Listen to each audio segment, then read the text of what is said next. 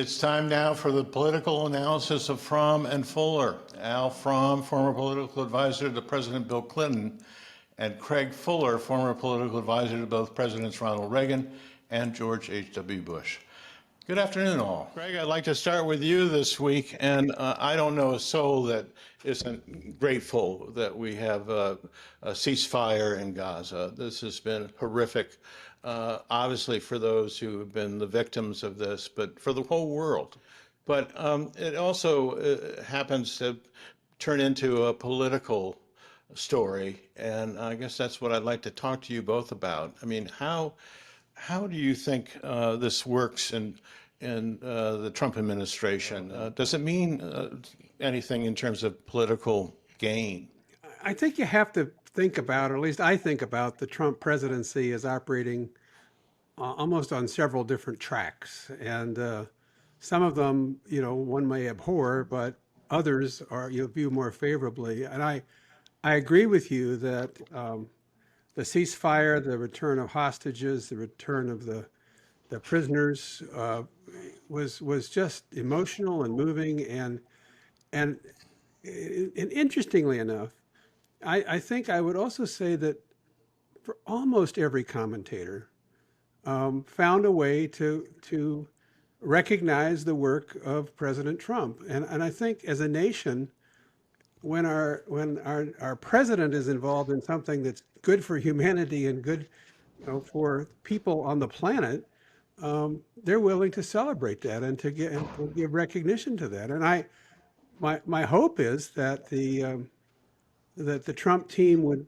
kind of learn from that if you do really serious work on issues that affect people in the United States and beyond, that you can get recognized for that. I don't know that it will spill over, but I hope it does. And he does deserve credit for putting the incredible focus on this and driving the ball down the field, as they say. But the but is there's so much important work left to be done. And if there's one thing I wish they hadn't done, is to set expectations so high that, peace is at hand, and this is lasting peace in the Middle East has been achieved, and because there's a lot of work to be done, and the leaders in these countries there are not known for, nor are they good at trusting each other or working together to solve these issues. It may be that we're at a moment in time when it can happen,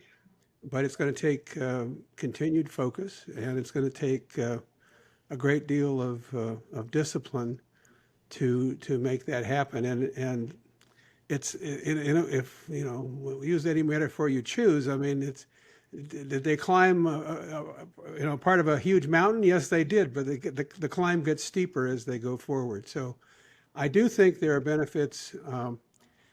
I will say that I was reflecting on how well received President George H.W. Bush was after he kind of came to the rescue of Kuwait, and his approval ratings were skyrocketing. But they don't last if domestic issues aren't addressed, and I suspect that that reality is going to be hitting home as we get into next year. Al, an important moment for the president? It's a very important moment for the president. As most of our viewers know, I'm a pretty persistent critic of President Trump. But this is an enormous achievement, and he deserves credit for it. I agree with what Craig said about the long-term political benefits, because we're a long way from the next election, and domestic concerns probably will boil back to the surface and become much more important. But I want to go back to what President Trump has achieved, because I think he's really achieved something important. I also agree with what Craig said. He has offered great expectations about a permanent peace. And Lord knows, I hope that's the case. To me, in his 20-point plan, the single most important point was that Hamas has to be disarmed and removed from power in Gaza. And that's really the question right now, whether that will happen. And President Trump says it will, but we have to look at the history. You know, this is the fifth war between Israel and Hamas since in the last 2 decades. Just to quickly review the history, in 2005, Israel pulled out of Gaza. In 2006, Hamas won the election and then, in its own violent way, disposed of its opposition to take full control. In 2008, it launched an attack against Israel, and we were in a war that lasted into 2009. And we had a ceasefire. 2012, another war. 2014, another war. 2021, another war. And so this was the fifth war. The previous four have ended with ceasefires. But the problem was that they entered, but they did nothing but they ended by also leaving Hamas in power. And once Hamas is freed from the Israel defense forces coming in to put down their attacks, Hamas immediately goes back to rebuilding its war machines to launch the next attack. And I must say, last night I saw on NBC News something that I found very disturbing, and I hope the world that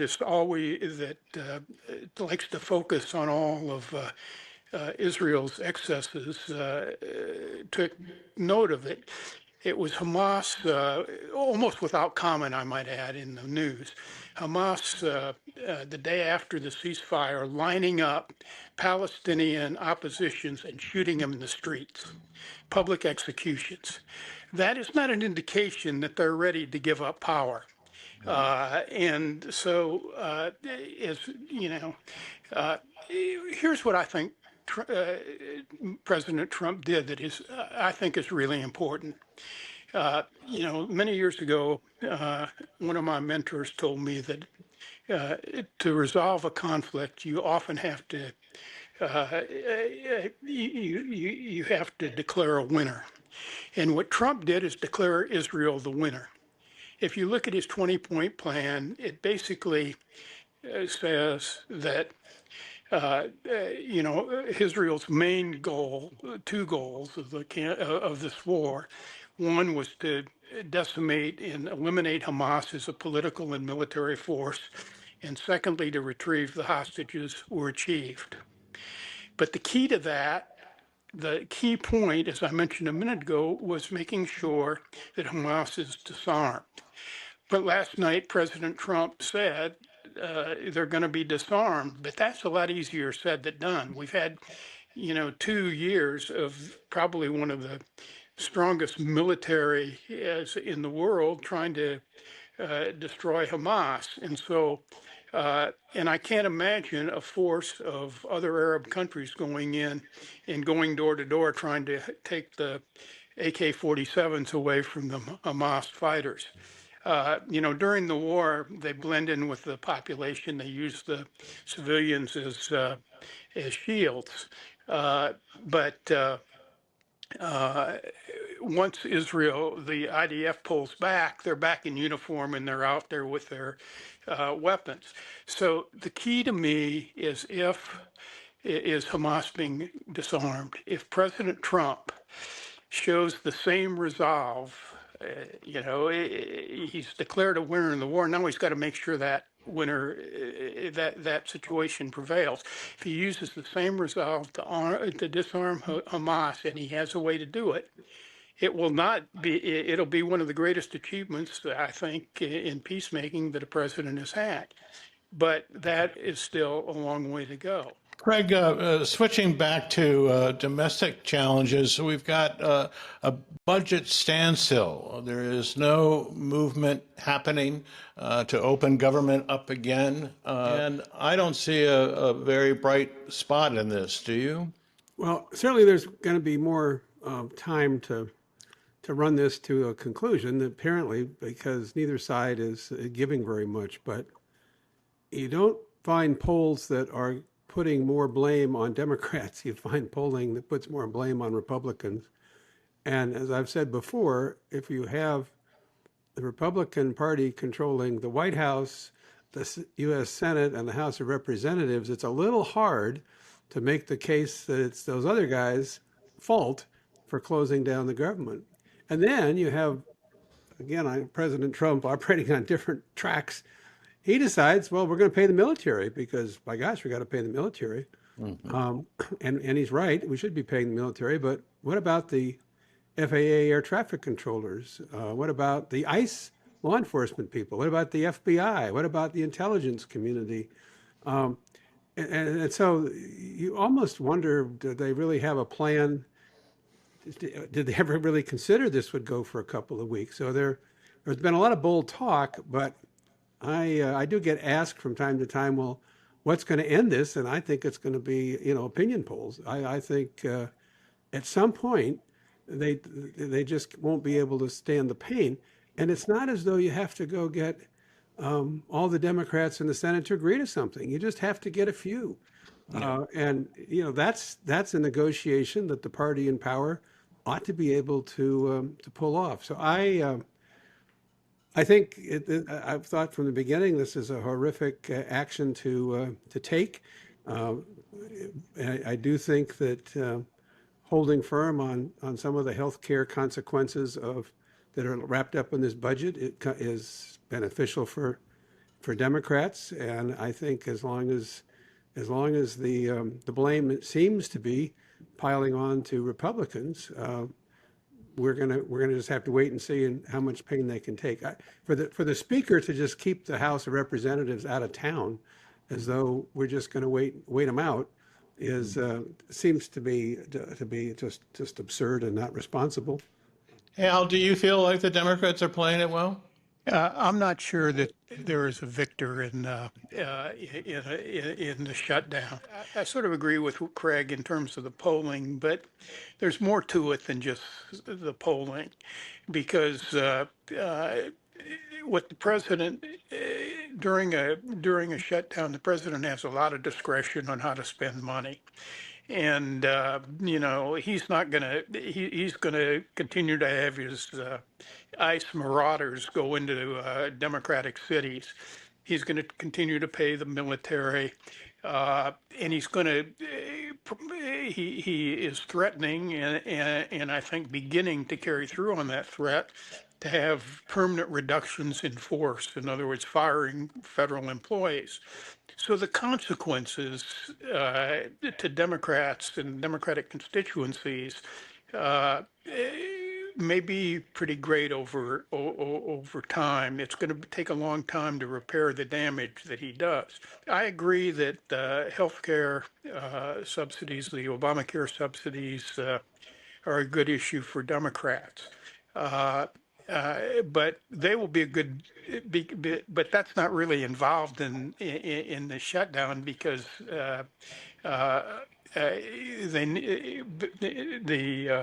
unless because they needed the additional spending because those subsidies are going to be cut off at the end of the year. And as I've said before, I mean, to be honest with you, I think in the end, the Democratic leadership is not terrific at delivering a message. And, the Trump people are much more disciplined. And even if the Democrats have the right message, it's not a sure victory. And I think that in the end, Democrats would have had much less damage done to the government and things they care about if they had. They will have if they settle this and fight the subsidies, the health care subsidies, Obamacare subsidies that are going to, the end of which are going to result in millions of Americans having enormous increases in their premiums. I think about 20 million Americans. when that hits, the Republicans will pay the price, no matter whether the government is open or shut. To me, the Democrats would be better off if they didn't have the government decimated during the shutdown by Trump basically not having any controls on him, with no controls on Trump. But in the end, I don't think anybody's going to win politically from the shutdown. Well, we have to leave it there. Al Fromm, Craig Fuller, thank you so much indeed. We will see you next week.